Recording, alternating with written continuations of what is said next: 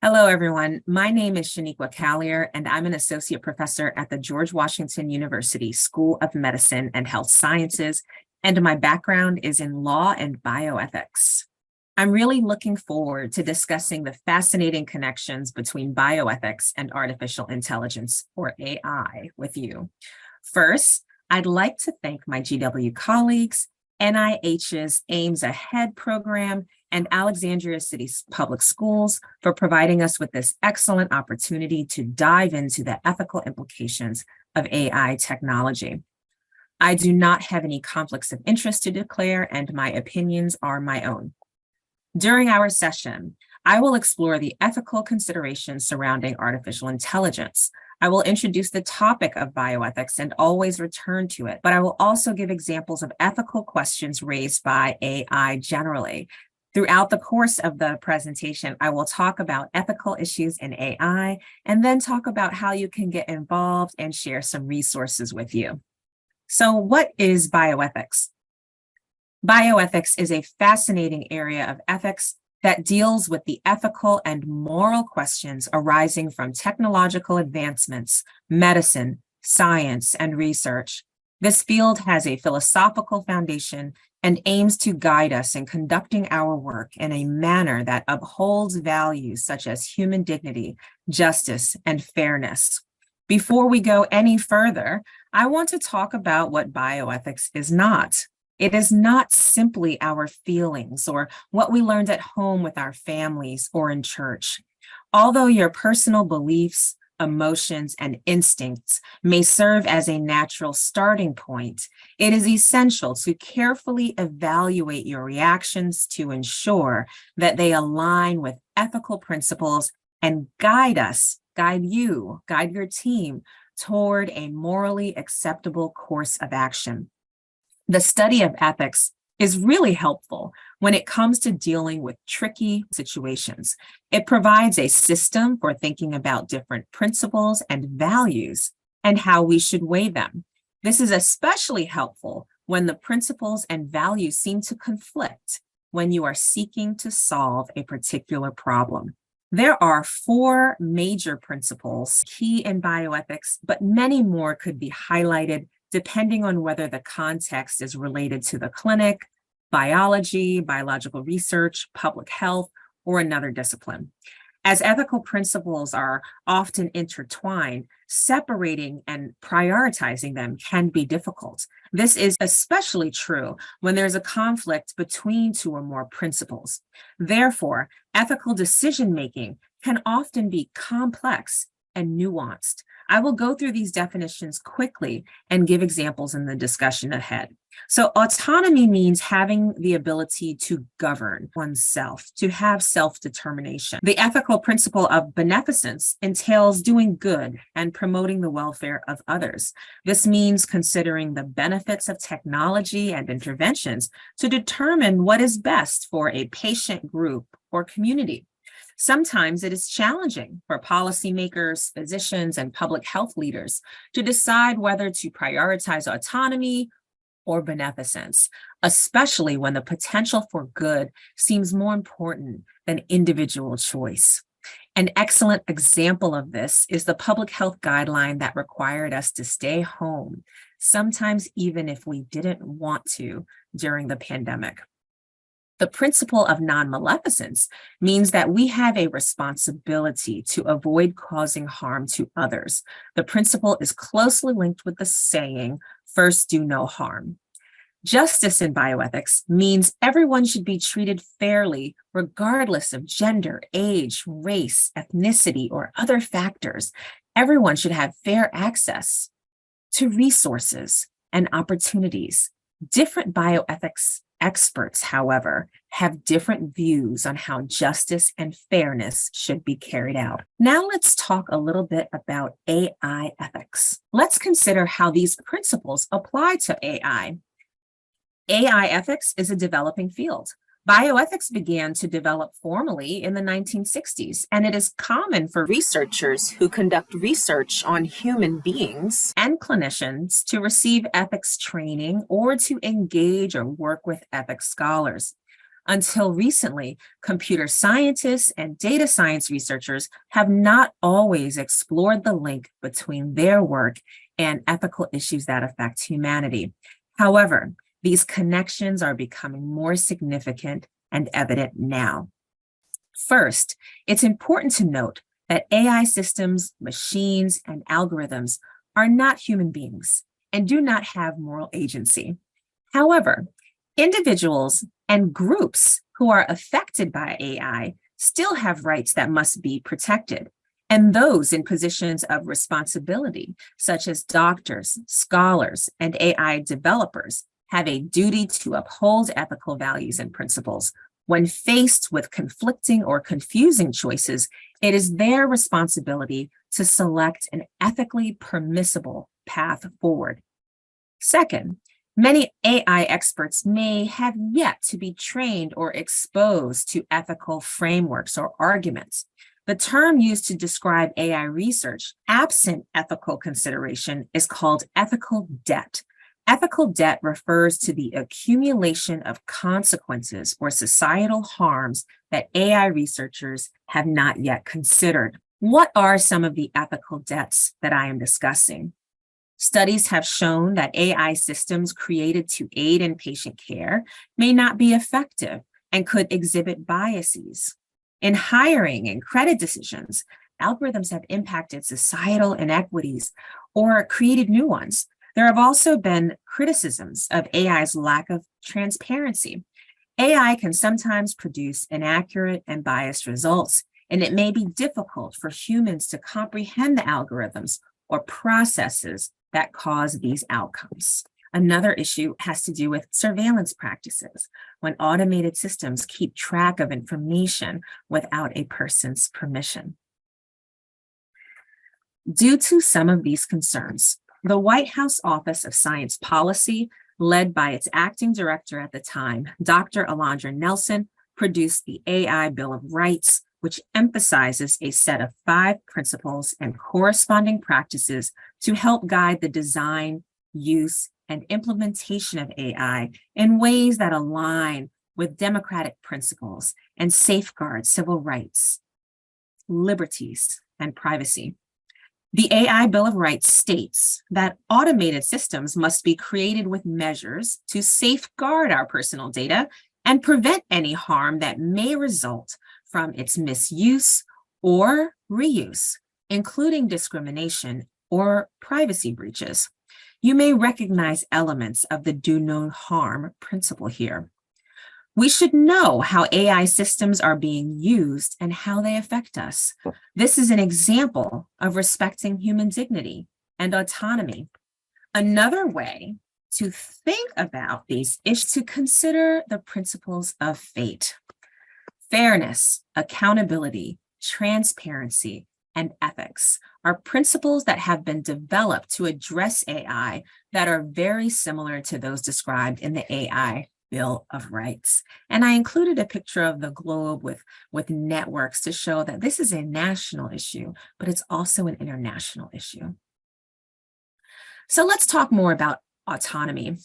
One concerning issue is the use of social media data collection to track user activity without their knowledge or consent. Consider that I mentioned surveillance when I talked about the AI Bill of Rights, and I talked about breach of privacy. Another issue is informed consent.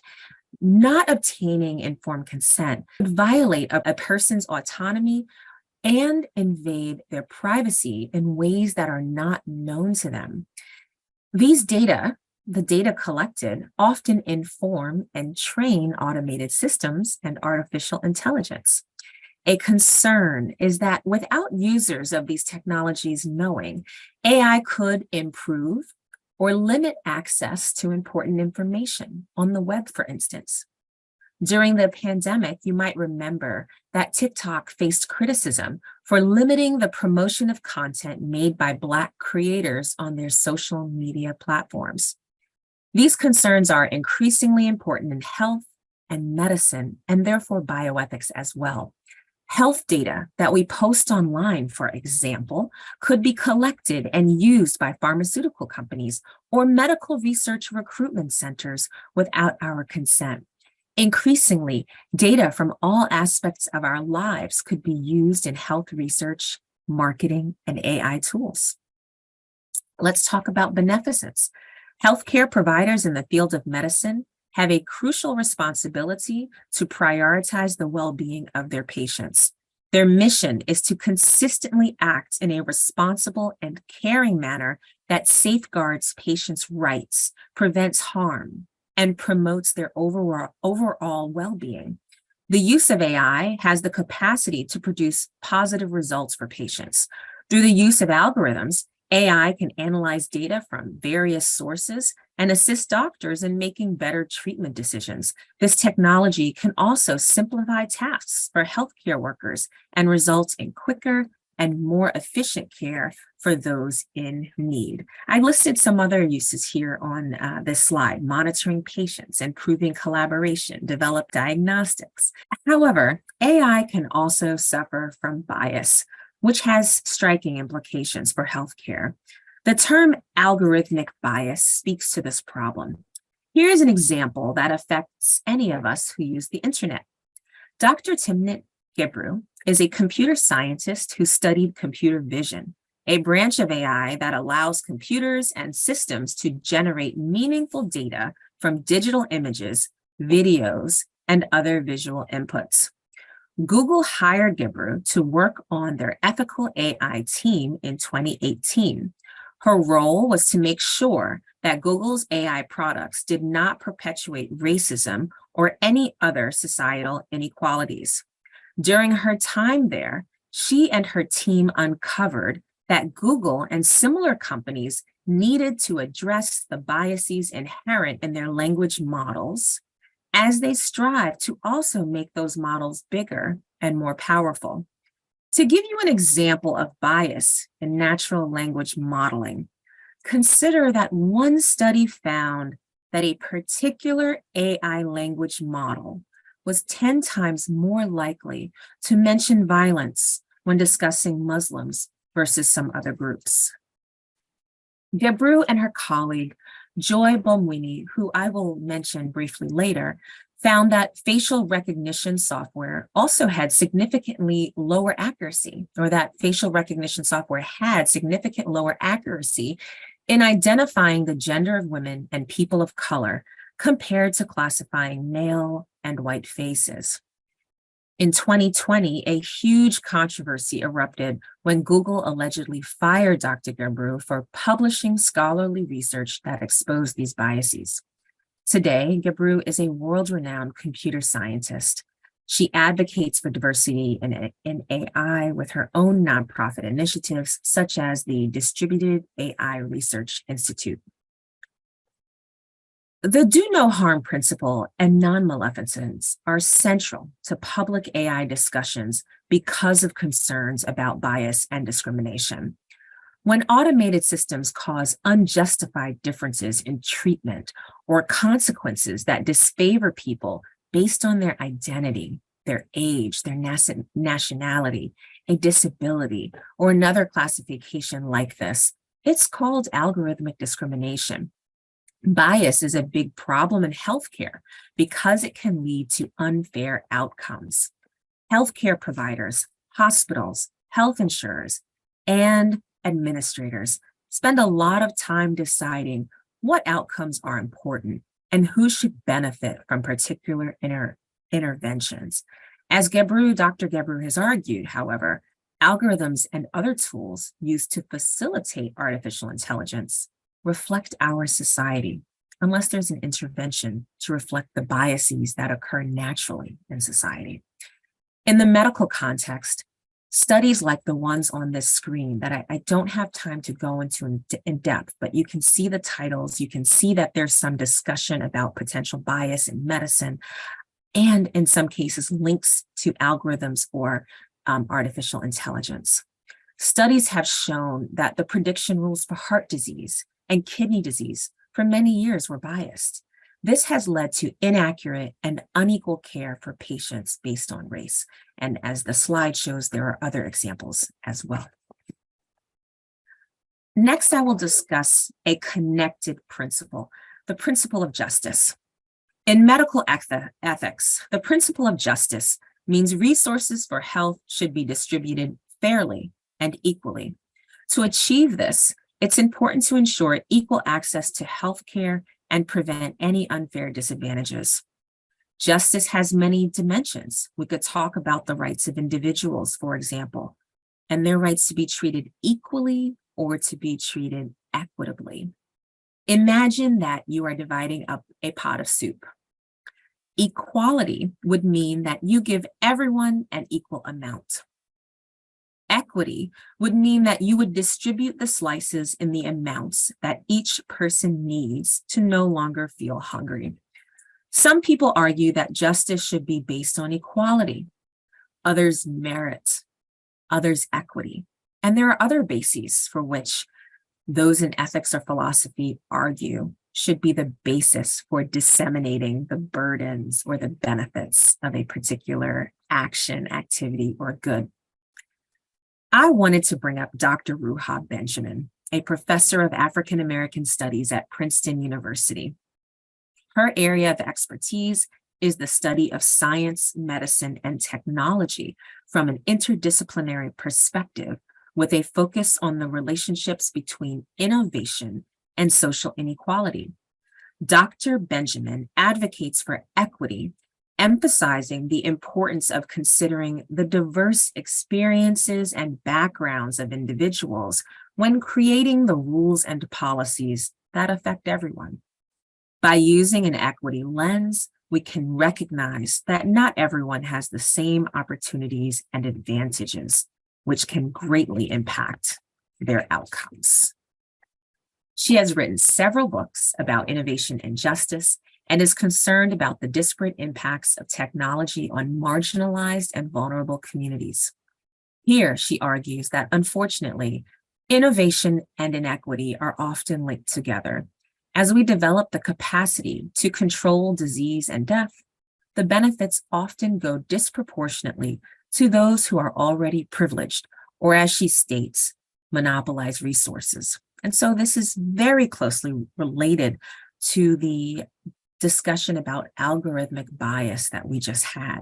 As we develop new algorithms and as we use them in medical care, how can we make sure that they're distributed in just and fair ways? To conclude my presentation by discussing the FAIR and CARE principles. So this slide starts by discussing the FAIR guiding principles.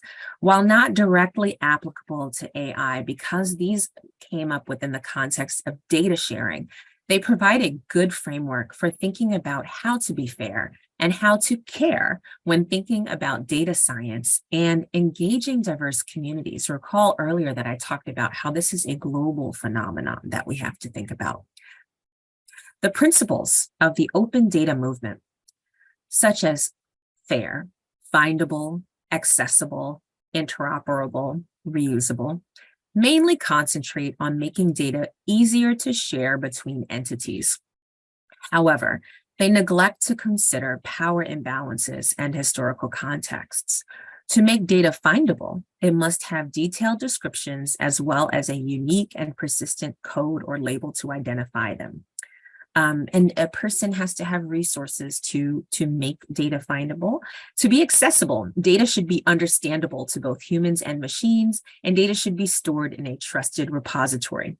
To be interoperable means that the data can be shared and is used in different places and contexts. The data should include broadly applicable language and controlled vocabularies. To be reusable, data and collection should have a clear usage license and provide accurate information on their origin. The creation of fair and AI-ready datasets could help to advance AI. So now I want to take a moment and talk about the indigenous peoples in the United States and a movement to gain greater control over the use of their data and knowledge for the benefit of indigenous communities. The desire for more data sharing is causing some tension with marginalized communities, partially for some of the reasons I just mentioned. To address this, the CARE principles were developed by the Research Data Alliance Indigenous Data Sovereignty Interest Group, It's crucial to consider the different viewpoints of nations, groups, and communities regarding the use and sharing of data and how it can benefit them collectively. And so you see the first word, the first letter C means collective benefit. This is particularly important for Indigenous nations who have legal rights as sovereign nations. These are nations that are legally recognized as having political sovereignty and rights or autonomy. Partners working with Indigenous data have a responsibility to disclose how the data can be used to promote Indigenous self-determination and collective benefits. Additionally, ethics should prioritize the rights and well-being of Indigenous people throughout the data life cycle and ecosystem. And so we have particular standards around how data from Indigenous communities should be treated, and that there should be some discussion and effort to ensure that duties are met, ethical duties are met in a responsible way. Again, as we continue to think about bioethics and AI globally and across the nation, these principles may be helpful if adapted to consider what collective benefit, authority, responsibility, and ethical principles can mean for AI. But as you can see, I also have a slide here about who is going to help us achieve ethical AI. I want to note how important it is for you to consider a career in science, technology, engineering, or medicine, or ethics where we as bioethics can look at these issues that occur as science, technology, medicine, and engineering advance. AI and ethics can be improved through the efforts of students and professionals from diverse backgrounds. And as you can see, our workforce is not as diverse as it could be. So here are a list of different sectors in which you could get involved and make a difference. And here are some example thought leaders that you can follow. There's Dr. Bulmwini, who worked with Dr. Gabru. Here are some other thought leaders that you can look up on Twitter or social media and who you can follow. So that's all I have for you. There are so many issues and topics to discuss when thinking about AI and ethics, but hopefully you feel as if you have a pretty good overview of some of the main ones. If you'd like to review some additional resources where scholars have talked about the ethics of AI as well as where AI seems to be going, you can see one or more of these books, or go to the website Data and Society, which produces reports and has a great email newsletter. Please feel free to follow me on Twitter to keep in touch and to learn more about what's happening in the field of bioethics. Thank you very much.